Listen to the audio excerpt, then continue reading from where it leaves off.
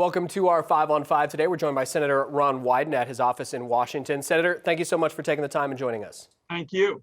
Certainly all eyes across the country today are on Georgia, and as we're speaking late Tuesday morning, that's still ongoing. How important are these two Senate races towards the Biden presidency and Democrats' plans the next several years?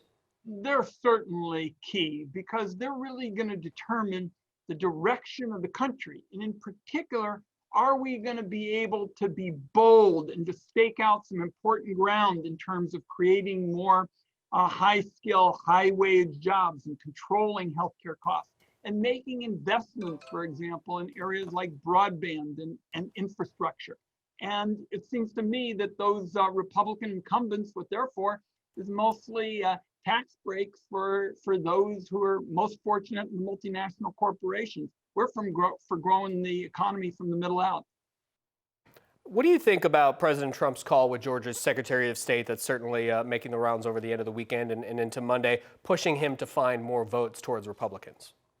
I thought the call was simply horrifying.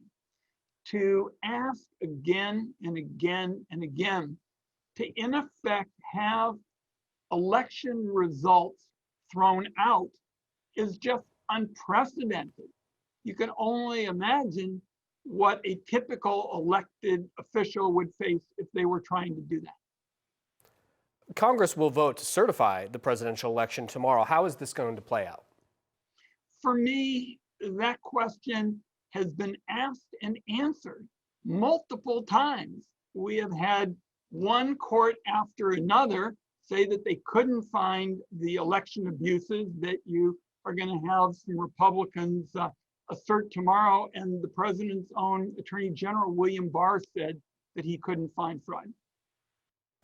New Southern Oregon Congressman Cliff Bentz, the only Republican in Oregon's federal delegation, has said he will vote against the election certification for President-elect Biden.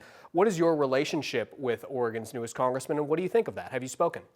First of all, in the Oregon delegation, we don't have a practice of commenting on each other's votes. And as far as our relationship, I've had a chance to work with Cliff Bentz on a host of issues, and I'm certainly looking forward to working with them on a variety of issues in the future. For example, we clearly have to work together in terms of fire recovery, a new policy with respect to forestry. I've got a major plan to promote something that the industry, the environmentalists, and government likes, which is to have more burns, for example, in the cold weather season, when you can burn a little and prevent some of the big fires later on in the summer months when it's hot and dry. All right, we're going to take a quick commercial break. We'll have much more with Senator Wyden in just a moment. Stay with us.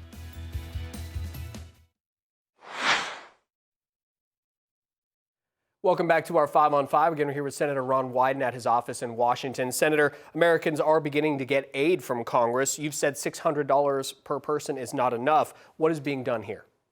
Certainly with respect to the unemployed, we've got folks who are walking an economic tightrope, trying to balance the food bill against the rent bill, and they just can't afford to go without through the winter. So I was able to get $600 a week for those folks, and now it's been cut in half. And I think we're going to have a lot of adults in Oregon, as we've heard, giving up meals so their kids can eat.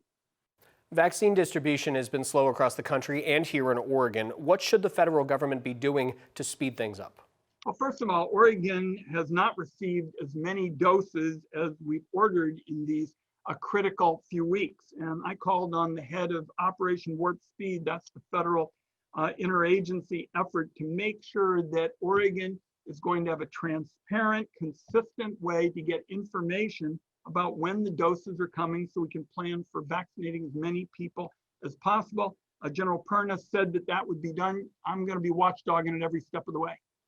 I have to ask you, we were talking about it before the interview began. You announced over the weekend, or it came out over the weekend in an interview, that you do plan on running again in 2022. You weren't planning on necessarily making that announcement, but you want to talk to us about that decision? I'm running, and we've got so much to do for Oregon. I mean, we're talking, for example, about forestry. I proposed a 21st century civilian conservation corps. This would be a chance to put thousands of young people in our state to work in the woods, to do that critical kind of fire prevention work. I want to see us go after a whole host of issues dealing with jobs. I want to see us do more to promote wage growth and particularly grow our small businesses. I wrote the law that's going to make sure that those small businesses get tax deductions as part of the Paycheck Protection Program. Senator, thank you for taking the time. I know it's going to be a very interesting next 24 hours. Thank you. Thanks for having me.